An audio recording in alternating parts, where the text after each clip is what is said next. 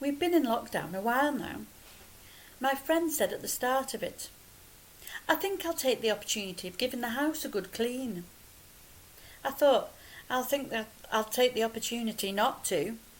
Who's going to see it for 3 months? The amount of people infected in just 24 hours is frightening. And the numbers who've died is terrifying. People are getting too scared to go out into the infectious bog. I've been a bit glued to the news lately. COVID watching. My husband listens to it every time it's aired.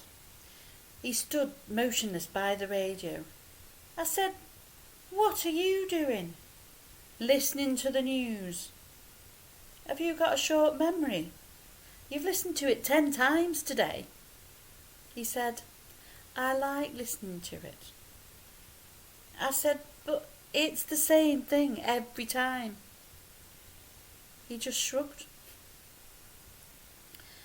Donald Trump's shenanigans were in the news a lot in the run-up to the US presidential election.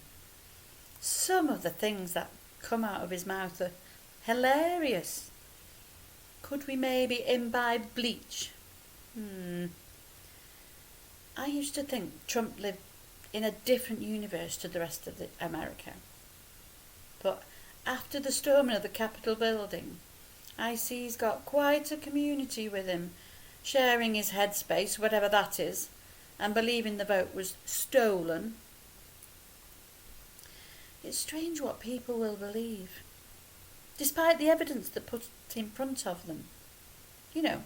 1 in 6 live below the poverty line in the USA. Trump understood that. He feeds into the desperation of the dispossessed. The US has one of the highest rates of poverty in the developed world, but they are the richest nation in the world. Trying to understand that anomaly makes my head ache. There's so much subliminal incoming filtering into our minds. So, can we really know anything for sure? And we rarely question our own beliefs. It's safe, isn't it? That place that holds all our truths and opinions. If we listen to the news through our own filters, do we all receive a different version of it? Research on perception shows that we subconsciously choose different aspects of a message to focus on within seconds of hearing it. Makes you wonder if anything is real. A disaster gets reported on the news for a couple of days, then disappears. Like the dreadful explosion at the docks in the Lebanon. Then it's gone from the news and gone from our minds, and we can go back to our cosy, safe, sanitised existence, soundbite compassion. Many people go to the social media for information, but most tend to read content they agree with. So, despite how much more information there is to be accessed, it might not broaden their understanding or help them look outside their own reality.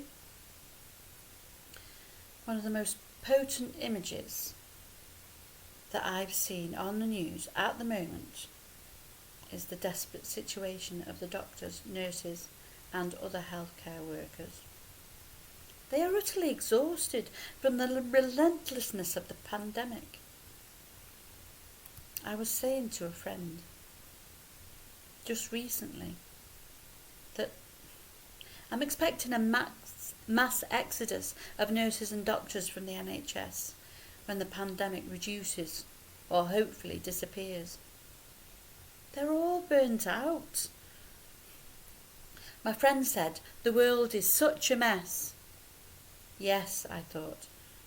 It's existential chaos. Climate change wreaking havoc and an almost unopposed belief that commodity production is progress, even though it's raping the earth of its resources.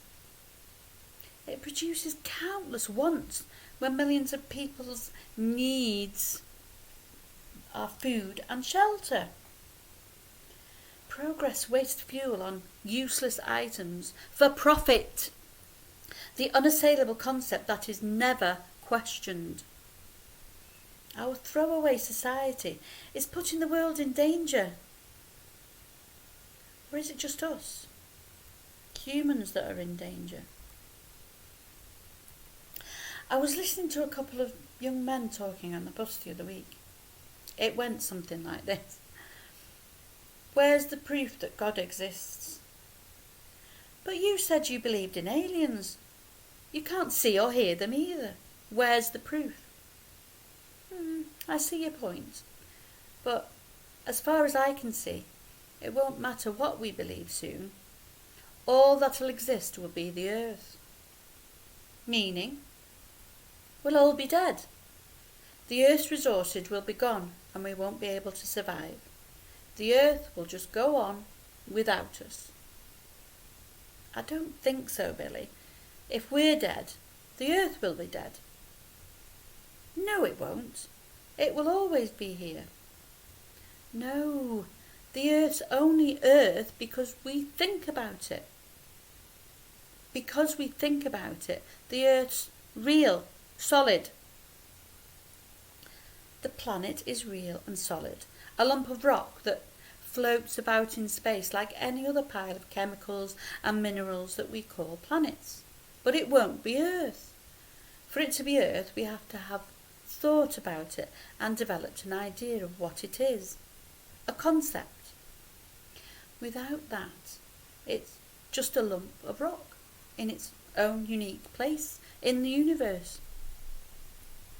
Christ, Joey, you're doing my head in. There'll be other life besides it, so the earth will be here for them. That won't make any difference because animals don't have concepts. What do you mean? Animals don't think. They haven't got that kind of intelligence. That's just crap.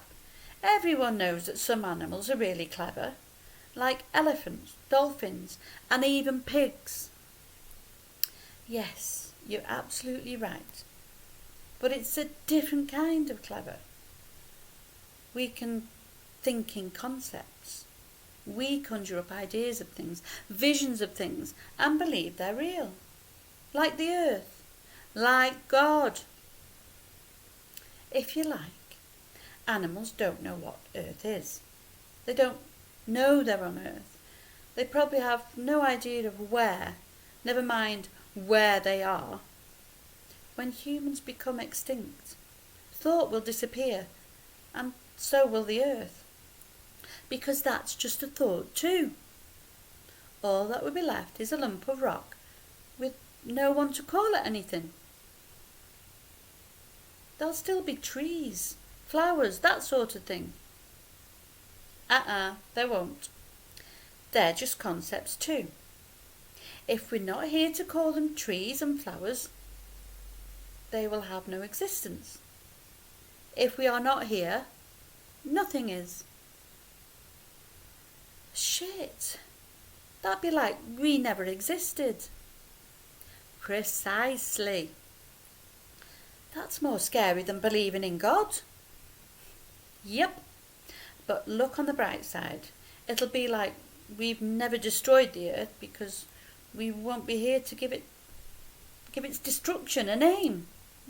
Anyway, talking about here, where the fuck are we?